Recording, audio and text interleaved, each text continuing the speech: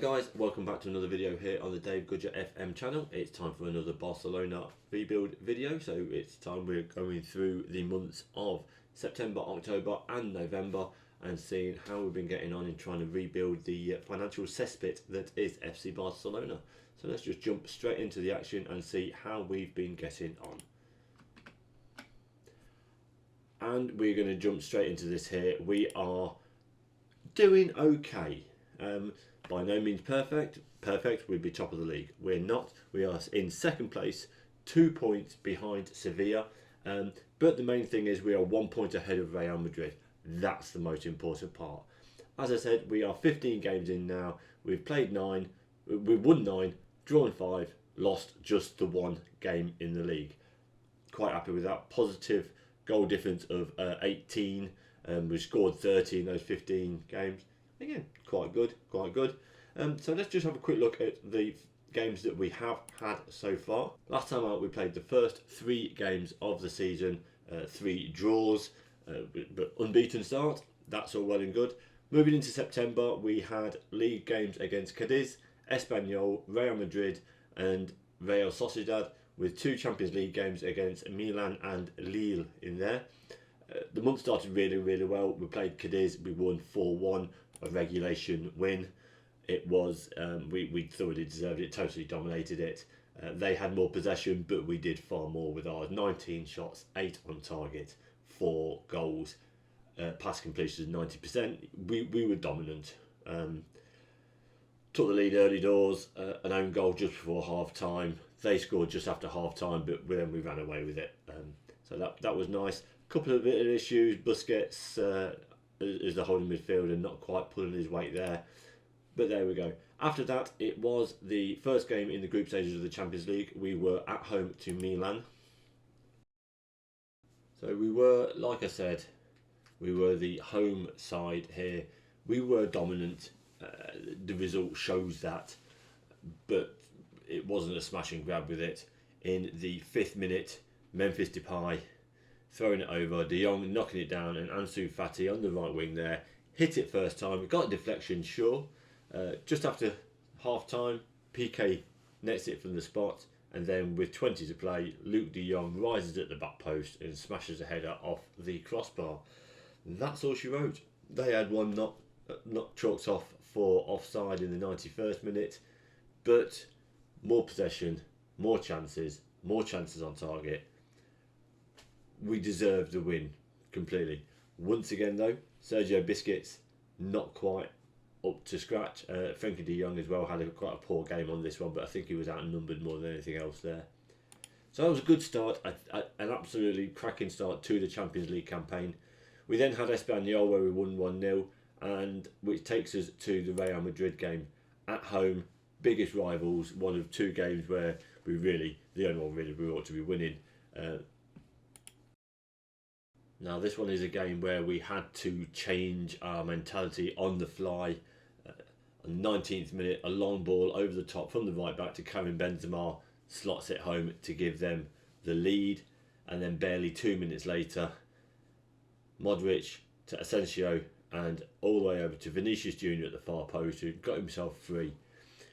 We changed the mentality, we changed the lines of engagement. And then 8 minutes later, Luke De Jong brings one back. VAR had a look at it, but it counted. 10 minutes to go. Pedri gets to the byline, fires it over. Luke De Jong pulls his level. At which point, firing them up, full attacking, full lines. And then in the 92nd minute, Luke De Jong completes his hat-trick. VAR looked at it again, but he was well onside. And an absolutely fantastic, I was bouncing around the room. An absolutely fantastic 3-2 win from being 2-0 down after 20 minutes, changed it up a little bit, and then went and got the victory. Issues again though. Ansu Fati 6.5, Busquets 6.8 again. That's 3 games now. He's not quite performed. Araujo 6.1. That is something we really need to be looking at. And PK, even though he was involved in one of the goals, that's poor there. But we got the victory.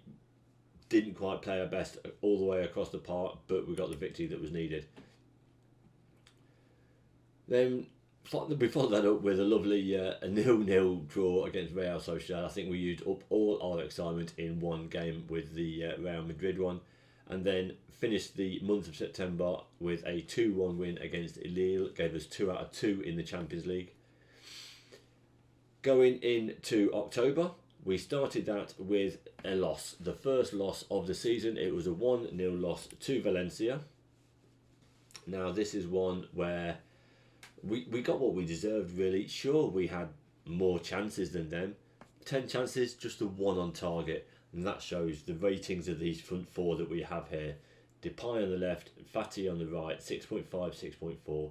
Pedri, who is the advanced playmaker through the middle, brings all these chances together, a 6. And Luke de Jong, feeding off scraps by all accounts, 6.5. We had the chances, sure, the possession was 50-50, but just not good enough from the front there. But then, looking at the back, Sands, who was in for Sergio Busquets, 6.5. Araujo 6.6, PK 6.3, ter Stegen 6.5. A bad day at the office all around. The only one who came out with any kind of form was Frenkie de Jong there. But they had 8 shots, 5 on target. They deserved to win. It wasn't nicked, it wasn't stolen, it wasn't an FM in. We got exactly what we deserved, which was nothing. We followed that up after that with a 2-2 draw against Real Betis. Another one where we had to come from behind. We've had issues around and about here. They jumped to a 2-0 lead. Juanmi and Nabil Fekir, within 17 minutes, they were 2-0 up. Second half, we staged our comeback again. Luke de Jong again, dragging us up by the bootstrings. Goals on the 62nd and 80th minute. We couldn't quite get the winner though. But again, they had 64% possession. We can't expect to do anything if we're giving the opposition that much ball. They had 9 shots, 4 on target. We had 13 and 6. But a draw was probably a fair result. We did hammer them a little bit second half. Again though, issues. Gavi, who came in for PK after he had such a poor game against Valencia. De Jong 6.5, Sands 6.7, ter Stegen a 6.3. We can't have those kind of performances expect to win games. It's as simple as that. Not that many. Again, only 2 have any decent ratings there. De Jong, who scored 2 goals, and Roberto, who got an assist at right back there. After Betis, Red Bull Salzburg, Champions League, 4-0 win. That made us 3 out of 3 on there and pretty much guaranteed us the qualification from the group. Following that up with wins against Elche, Alaves, and then a 2-1 win at home against Mallorca, where again we had to come from behind. In the 4th minute, Take, with a deep free kick, bounced over, Angel, totally unmarked, knocks it in there. Aguero then misses a penalty before, in the 27th minute, Luke de Jong again with another goal, pulling us level. And then with barely 5 minutes to go, Pedri dinks it over to the far post, and there is that man de Jong again with another goal just to bring us up there. Aguero, who's back fit again now, playing in a deeper role, 6.4. Obviously that missed penalty is going to affect that. Bernardeschi, who's been brought in on loan on transfer deadline day by the director of football. He's been coming for Fati, who's not played well. He's been dropped because of his poor form. Didn't do well at all though there. Collado, youngster, is coming on the left because Depay's not been playing well. Gavi come in because de Jong needed a rest. He did well with a 7. But again, it's an average performance. We dominated the game with 61% possession, 19 shots, 10 on target, every other shot on target, so that's good. We restricted them to 5 shots, 2 on target. They scored with 1 of them, which is where ter Stegen 6.7 comes from, I think. But the result was a fair result. We hammered them. We got the goals that we needed. It should have been 3. Aguero's penalty miss on 7 minutes, but we'll take that and move on. Moving into November then, again, we started the month with a poor result. Red Bull Salzburg in the Champions League and a 2-1 loss. Once again, it's a result that thoroughly deserved. We could only muster 4 shots, 2 of them on target. They had 16 and 8. They had 52% possession. We just couldn't get going. They scored on the half hour. We equalised with 20 to go. They scored with 10 to go. Again, 2 players played well. Jordi Alba, ter Stegen. After that, 6.4, 6.4, 6.3, 6.3, 6.4s. It's just an absolutely shocking performance. I lost my temper, threw the water bottle and dragged them all in for training the following day. Demoralised everyone, but the next game up was a game against Granada and back on the wins. This one was Aguero had pushed him up to the start. He gets the win, gets the goal. This was as dominant a performance as you'll see. 13 chances, 6 on target. They did not get a shot on target or otherwise all game. Absolutely bossed it. 59% possession. They didn't get a corner. They didn't.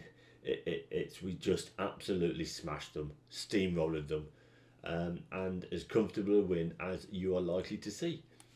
That got the morale back up again, which led us to an away game to Osasuna.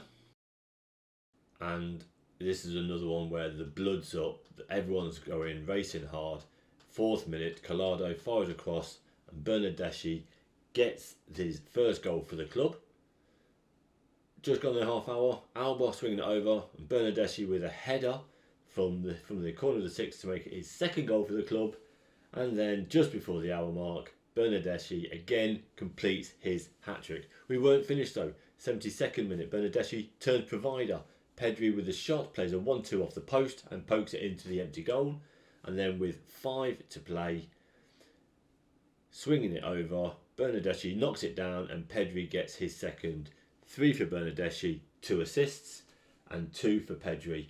Bernardeschi with a perfect 10 rating on there and Pedri with an 8.2. Apart from that, Busquets with 6.8, Aguero 6.9. After that, everything absolutely fine. They had 3 shots, just 2 on target, so 58% possession. Again, the blood's up. We're going strong now. We've found our stride, and it seems to be working well down here. After that, we were at home again against Lille in the Champions League. That was another 5-goal haul from us. This one, it's all about Sergio Aguero though. Goals in the first half. On the 23rd minute, Sergio Roberto getting to the far line, pulls it down, Memphis knocking it in, and then Aguero inside the 6-yard box finishes it off. 2 minutes later, the through ball from Pedri, Aguero sweeps it home past the oncoming keeper, and then 35th minute, from the spot, completes his hat-trick. It wasn't finished though. 39th minute, ball from deep, swinging over, and there he is to get his haul. That's 4. 89th minute, Lille woke up, knocked one in, but we weren't to be outdone. We had to have the last laugh, and then Jordi Alba laying it across the edge of the area to Sands to fire an absolute rocket into there to make it 5-1.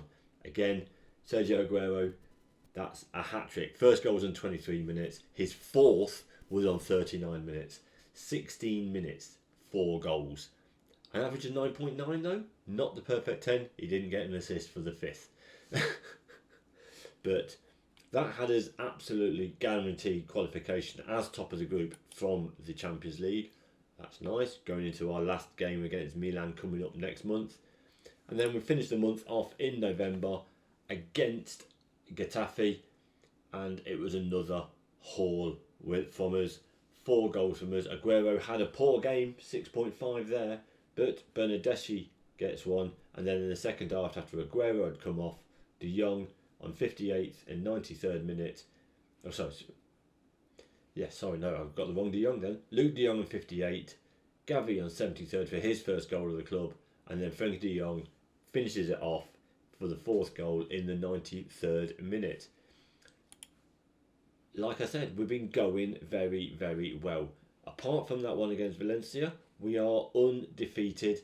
The only 3 matches were 3 draws, disappointing ones, especially the 0-0 and the one against Villarreal where we were 2-0 up and threw it away. We would be top without those. But we've hit a run of form now. We are 6 games won in a row in the league, and the game's coming up. We've got a big game against Sevilla, who are top of the league currently, at the end of December. Rayo Vallecano, Atletico Bilbao, as well as Levante. Then we start again with Atletico Madrid, Celta Vigo, Real and Cadiz. The return leg against Madrid is in February, it's the tail end of February. That, I think, could end up being the title decided from there. The points dropped in the draws means they'd be able to carry on being close to us. Financials wise, we're still in trouble, let's be brutally honest with it. That's not going to change. We've managed to knock off a whole £11 million off the debt. We have still got, the original debt was 1.22 billion. Yes, billion with a B. We have got £833 million of debt left. Last time at the end of September it was 844. It's going down very, very slowly. I need to sell players. That's going to be the quickest way of getting this debt down. But I don't know. I've left some transfer instructions with the director of football. I've transfer listed the players that I want to get rid of. The Hawks are gathering around players though. When we look at these, Coutinho is listed, but he's out for 3 months, so I'm not going to sell him. Umtiti is listed, he's out for 2 months, I'm not going to be able to get rid of him.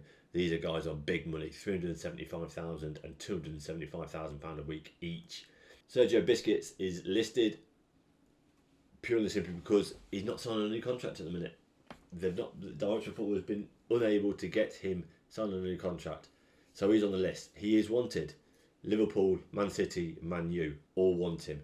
That'll be another £200,000 a week off the bill, and somewhere between 13 and 16 million into the club. That'd be nice. Jordi Alba, don't want to sell him if I can help it. He's wanted by Liverpool and Man City.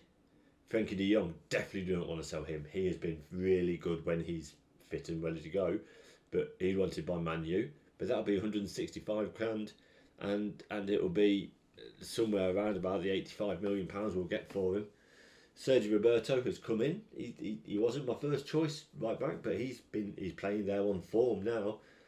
He's wanted by Liverpool, so that'll be another 20 million ish in the bank. And just from those, if we can get rid of those 6 players, we'd be doing well, and the wage bill will come tumbling down. It will be somewhere in the region of £1.3 million. It will be saving us if we can get rid of those. That's every single week. That's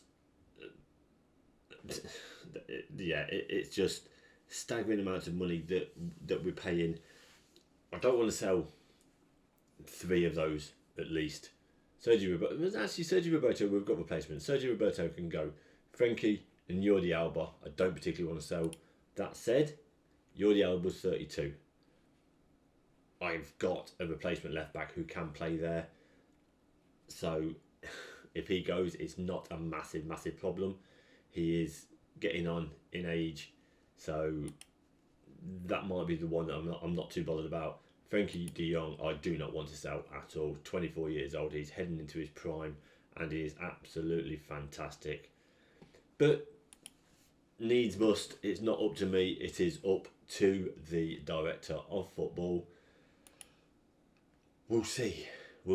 I've instructed a few for end of contract negotiations when the transfer window opens up.